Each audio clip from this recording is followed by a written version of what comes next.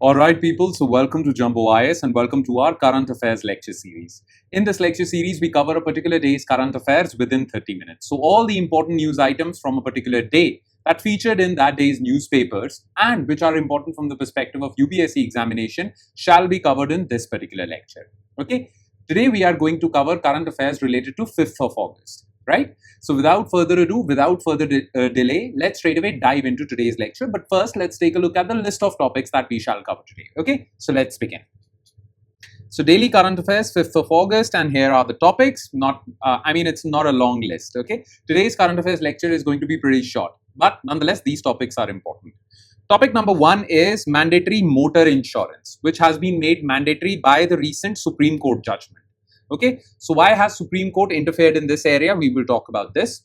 Then topic number 2 is related to RBI or Monetary Policy Committee's announcement with respect to policy repo rate. They have decided to keep it unchanged. So why? We will talk about this.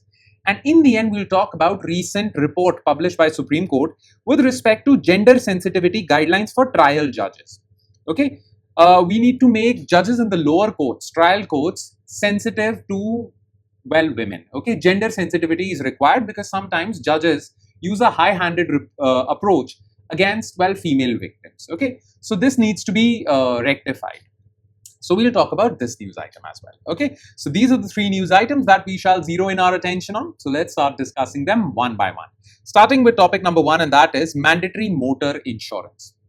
Now, recently, Supreme Court gave a slew of judgments. Okay, and in those judgments, Supreme Court has made it mandatory. Or Supreme Court has basically reiterated that it is mandatory for every vehicle owner. Okay, every vehicle owner should go for third-party insurance. Otherwise, they won't be allowed to drive a car. Okay, now there is a difference between composite insurance and third-party motor insurance. Okay, we'll get into that. But third-party motor insurance has been made mandatory. In fact, the Supreme Court has said that every petrol pump should have scans. Whenever a car comes to a petrol pump, the petrol pump owner should scan that car, and if that car does not have a motor insurance, they will refuse to give fuel to that car. Okay, such approach has also been advised by the Supreme Court. So it is a fascinating judgment. So we'll talk about this. Okay, what is third-party motor insurance? What is composite motor insurance? Why has it been made mandatory? What is the law related to motor insurance? We'll talk about all these things. Okay, this is important for you to know. Important information. Right? So let's begin. So mandatory motor insurance, right?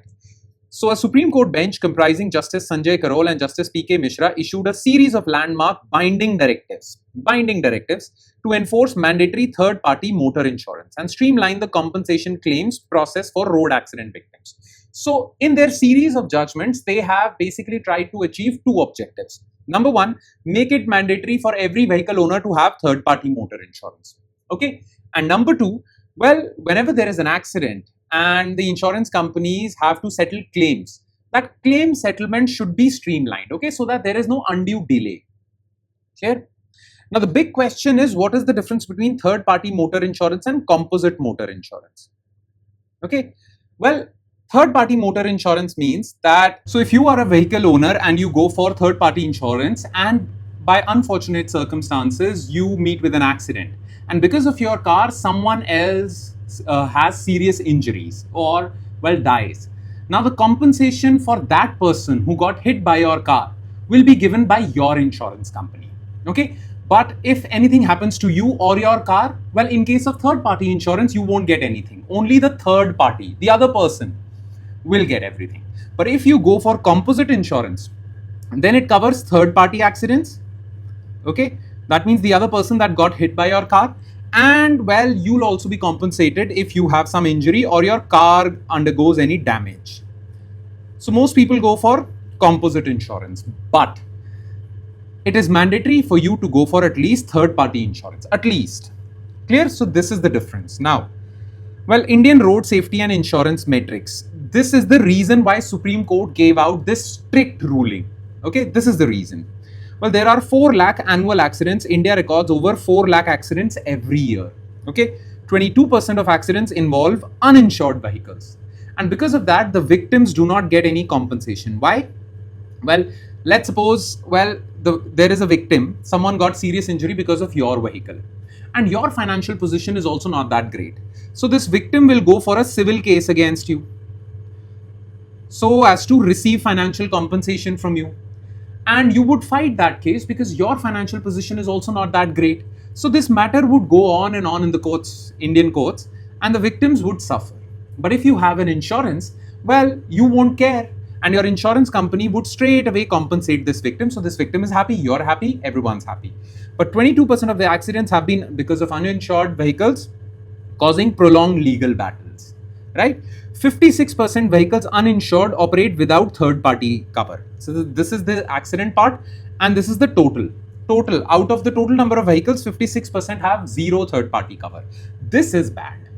Clear? And this is what the Supreme Court is trying to target. Now, as per Section 146 of Motor Vehicles Act, 1988, okay, it mandates that no person shall use a motor vehicle in a public place unless there is a valid third-party insurance policy in force. So, the state can refuse you to drive your own vehicle if you do not have a third-party insurance. And this is not because of the Supreme Court, this is because of the Motor Vehicles Act. The Supreme Court is only saying to implement this provision stringently. Clear? And there is a reason behind this. Why was this provision added in Motor Vehicles Act? Well, simply put, social security safeguard. Number one, ensures that accident victims or surviving families receive adequate financial compensation within reasonable time. They are not dragged into any court battle. Okay? Mitigating prolonged litigation, because if you don't have insurance, you won't be able to pay that victim. There would be a civil case, prolonged litigation. Clear? Plus, third party has been made mandatory. Third party insurance is mandatory, and comprehensive coverage, which includes third party as well as your own protection. Well, this is voluntary, but third party is mandatory, right? Now, Supreme Court has given a series of directives so as to ensure that this provision is implemented properly. One directive is mandatory binding directives. One directive is, well, this one, no insurance, no fuel. So every petrol pump will have a scanner. They will scan your QR code or your FASTag, and on your FASTag, your insurance policy would be uploaded. So if your FASTag shows that you have no insurance, no fuel would be given to you. This is just one way. There are other ways also through which Supreme Court ensures that this provision of Motor Vehicles Act, Section 146 gets implemented. Okay. So Supreme Court mandatory directives. Long-term policy tenure. New cars 4 years, new two-wheelers 6 years. So whenever you buy a car, it is mandatory for you to have an insurance policy for at least next 3 years. And in case of two-wheelers, next 5 years. The Supreme Court has increased that to 4 years and 6 years. Okay, this has been done. Then tech-driven enforcement, cameras which can spot whether your car has insurance or not on roads. Then e-Vahan portal, which will have database of all number plates. Portal integration for auto e-challans to non-insured. So these ANPR cameras would scan your number plate and would get to know whether you have a insurance policy or not, and that would be connected to Vahan portal, from where you will get challans online. This is there. Then uniform policy structure, 4-layer policy design. Layer 1 is third party, layer 2 is a better insurance, comprehensive. Then comprehensive insurance also has 3 versions. So this is not that important. Clear?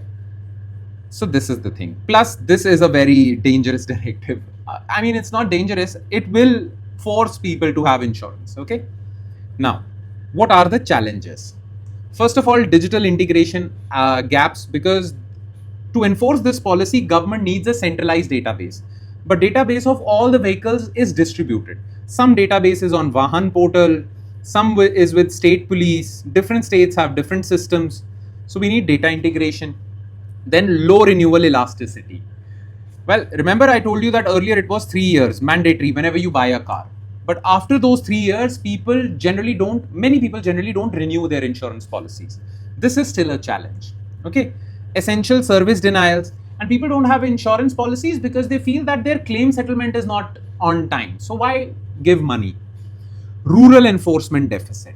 Okay. In urban areas where roads have ANPR cameras, people will follow this policy. But what about rural areas, on rural roads where there are no cameras? Well, there will always be a deficit, right? Now, this table is really important for you, okay? because this talks about the platforms that will be used to enforce this policy. The Vahan portal, centralized database under Ministry of Road, okay, National Repository of Vehicle Registration. Then Insurance Info Bureau, which will have all the information with respect to all car insurances. It is an advisory body under IRDAI, Insurance Regulatory and Development Authority.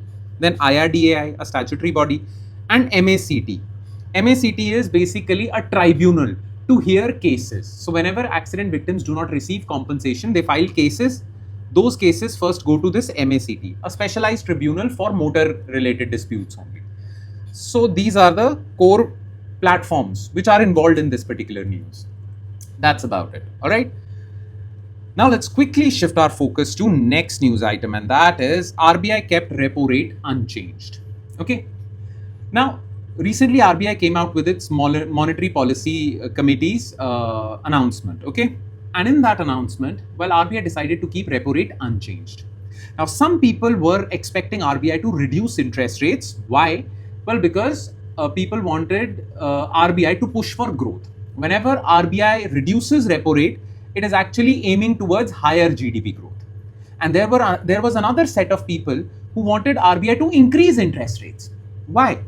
Because they thought that inflation is going to be really high in future. Therefore, RBI needs to be proactive. So to reduce inflation, well, RBI should increase interest rates. So one section wants RBI to reduce interest rates. The other section wants RBI to increase interest rates. The section that wants RBI to reduce interest rates, they want higher growth. And section that wants RBI to increase interest rates, they want lower inflation, right? This is the thing. What has RBI decided?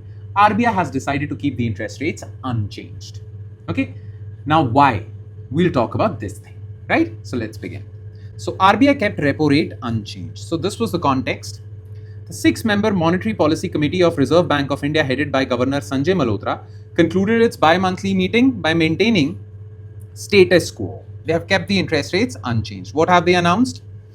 Well, this is their announcement. Repo rate will be kept at 5.25%. Fixed reverse repo rate, standing deposit facility, marginal standing facility, these rates would also be kept constant. There are 3 policy stances that RBI keeps. One is accommodative.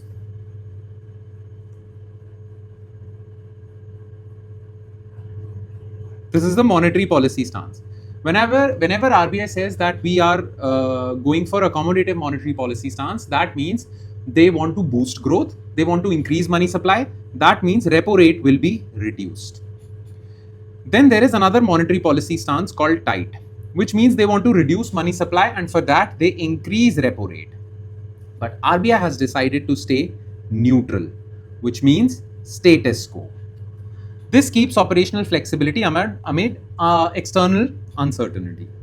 Growth and inflation forecast. Now this is very important. Okay, you need to understand this. Look, if RBI had went for accommodative monetary policy stance, it had a benefit. What was that benefit? GDP would have grown, but it would have a negative consequence also. Inflation would also grow. If RBI went for tight monetary policy, then GDP would have been sacrificed, but inflation would be under control. What has RBI decided? To stay neutral and wait and watch. Now, we need both things. We want to keep inflation under control, but we also want to boost our GDP growth rate. But RBI decided that we'll take this call in future. Right now, we'll wait and watch. Because RBI made certain announcements. RBI said that this financial year, our GDP forecast is 6.7%. Basically, we are increasing our GDP forecast. Earlier, it was 6.6. Now, RBI thinks things are improving. Plus, the inflation forecast also declined. Earlier, RBI forecasted that inflation is going to be higher than 5%. Now, they're saying inflation is going to be lower. So, RBI says that inflation is mildly under control. And GDP is also improving slowly, not properly, but slowly. So, in that situation, let's be neutral. GDP is also stabilizing, inflation is also stabilizing. So, let's say stay neutral and wait and watch. What will happen in Iran? Let's see. Okay, this is the reason. Factors driving the monetary policy pause. Why? West Asia conflict. So for people who are saying reduce repo rate, well, RBI said that look, West Asia conflict is still going on, oil prices are still elevated, therefore there is inflation risk. So we cannot reduce repo rate because that would allow inflation to spiral out of control. So we are mindful of inflation. Transient inflation spikes, for those people who are saying increase repo rate because inflation is really problematic, West Asia crisis is going on, so increase repo rate. To that, RBI is saying, well, these inflation spikes are transient, things would settle down in future, so there is no need to increase repo rate. Don't be that scared of inflation because this is transient, it will go away. Because if you'll increase repo rate for the fear of inflation, you'll sacrifice GDP growth rate. So let's wait and watch, okay? And we are currently going for growth inflation balancing. We are balancing both things, hence we are neutral, okay? Now RBI's job is a really difficult one, because RBI has to do this delicate balancing. Look, people who are looking at crude oil and geopolitics, well, some people are saying that please take it seriously, the crude oil inflation, increase interest rates. Then there are some who are saying, look, because of this geopolitics, global growth is declining. We need to boost India's growth, so reduce interest rates. RBI decided to pause. Then inflation, some people are saying is high, some people are saying it's not that high. These are saying increase repo rate, high inflation people. These are saying reduce repo rate. RBI has decided to stay neutral. So this is the thing, right? RBI is saying growth is stabilizing, inflation is under control, so we shall stay neutral. But what is the way forward? What should RBI do in future? First of all, well, people sometimes overemphasize RBI's control over inflation. RBI can only control demand side inflation by reducing demand. But this current inflation, the crude oil related inflation, is a supply side issue, which is beyond RBI's control. So we don't know whether this measure of RBI would be able to control inflation or stabilize inflation, okay? Plus, the MPC must closely monitor second round effects. The MPC, though they have kept their stance as neutral, they need to still closely monitor inflation risks, okay? This is a problem. Next, RBI needs to maintain adequate system liquidity. By being too watchful of inflation, sometimes you might ignore GDP growth rate. So be mindful of GDP growth rate also. You only told us that you are doing this delicate balancing, so balance it properly. Focus on growth, focus on inflation. This is the way forward, right? Make sense? And now let's move on to last news item of the day, and that is gender sensitivity guidelines for trial judges. Okay. Now recently Supreme Court came out with a report, and based on that report, they have found out that the lower court judges sometimes pronounce judgments which lack gender sensitivity. So there have been cases where there is a rape case going on, and where the defense lawyer is the defense lawyer is victim shaming the woman, okay, blaming her for this, bringing up her past sexual history. All of this is going on. Judges need to be sensitive about this. Judges need to stop this. And this should happen at the trial court level. It rarely happens at High Court or Supreme Court level, but at trial court level, these cases have been reported. Plus, sometimes the trial judges have pronounced these judgments that there is a rape case. Okay, so sort out the matter. The victim should tie a rakhi to the perpetrator. Okay, and this would solve the matter. These cases have also been reported that it's a rape case, and the judge is asking the woman, the victim, to tie a rakhi to the perpetrator so that this matter is solved. Now, this has been reported. So, to avoid these things, well, certain set of guidelines were released so that trial court judges are gender sensitive. Okay. Now, what are these guidelines? What is being talked about? Let's talk about this, right? So, gender sensitivity guidelines for trial judges. So, Supreme Court of India released a comprehensive report and handbook titled Judgments and Gender, Sensitivity and Compassion in Writing Judgments. Authored by an expert committee chaired by former Supreme Court Judge Justice Aniruddha Bose, the report lays down binding operational guidelines for trial court judges, lower court judges, right? So, evolution of gender sensitivity in judiciary. So, this process of gender sensitivity has been going on for long. I mean, it has been evolving. So, in 2023, Supreme Court came out with a handbook on combating gender stereotypes. It focused on using the appropriate language, okay, identifying and avoiding patriarchal stereotypes in language. So this handbook basically focused on using appropriate language. I'll give you some examples. What did they mean by that? Okay, your language should be gender sensitive. Clear? Then this 2026 handbook focuses on practical courtroom adjudication, eliminating victim re-traumatization, victim blaming, the defense counsel bringing up the victim's past sexual history, all of this, aggressive defense, okay, fostering emotional quotient among judges so that their courtroom is sensitive. So it focuses on emotional quotient. So these guidelines focused on language. This would focus on the proper proceedings that are being followed in the court. Clear? Now, courtroom reforms that this recent handbook talks about. Developing judicial emotional intelligence. Judges should be sensitive and they should make sure that this trial does not traumatize the victim. Okay, so this should be there. Controlling aggressive cross-examination. Sometimes the lawyers, the defense lawyers, they become very aggressive while cross-examining victims or witnesses to scare them. This should be avoided. In-camera proceedings, and the victims should be counseled with a proper counselor, pre-trial counseling. And dignity of witnesses should be paramount. Plus, in Bharatiya Sakshya Adhiniyam, which replaced Indian Evidence Act, well, it has been made mandatory that the victims need to be protected and they wouldn't be traumatized. They wouldn't be forced to bring evidence. Okay, so evidentiary protection to victims, especially sexual assault victims, this should be ensured. This provision in Bharatiya Sakshya Adhiniyam should be followed in its letter and spirit. That should be there. Clear? Now remember, I told you that the 2023 handbook focused on language. Here are the examples. Okay, problematic judicial phrases. So destroyed the soul of a helpless woman, lost her chastity, lost her respect. This shouldn't be said, especially to rape victims. Okay, use the terms caused severe trauma to the survivor, violated bodily autonomy. Use this phrase. Okay, focus on legal constitutional language rather than this moral language. Then modesty, don't use the term modesty, use bodily autonomy. Okay, where women are honored, there the gods rejoice. This phrase has been used in judgments. Well, the Supreme Court advises the judges to use legal constitutional language. Do not use literature related language. Okay, rely strictly on legal rights and evidence, because this kind of language creates ambiguity. Focus on proper legal constitutional language. Gold digger, self-respecting women, no.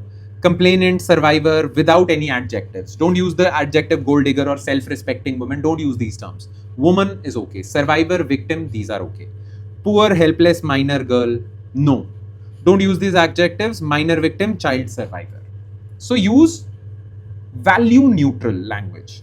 Value neutral constitutional language rather than using these things. Okay, because sometimes these things are used to re-shame the woman or shame the woman. Okay, so this shouldn't be done. Clear?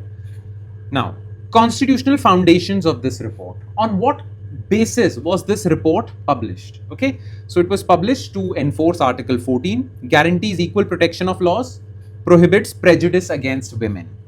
Then Article 15, Clause 3 allows the state to create special provisions for women and children. So this report basically tries to do that.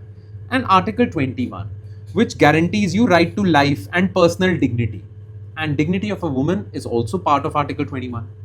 So to enforce these three articles, this report, Gender Sensitivity for Trial Court Judges, was published. Clear? So yeah, that's about it, right?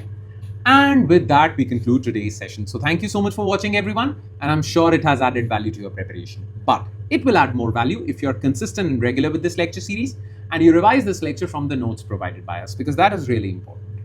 So with the hope that you're going to precisely do that, I shall take your leave with the promise of seeing you again with another set of news items. Thank you, everyone.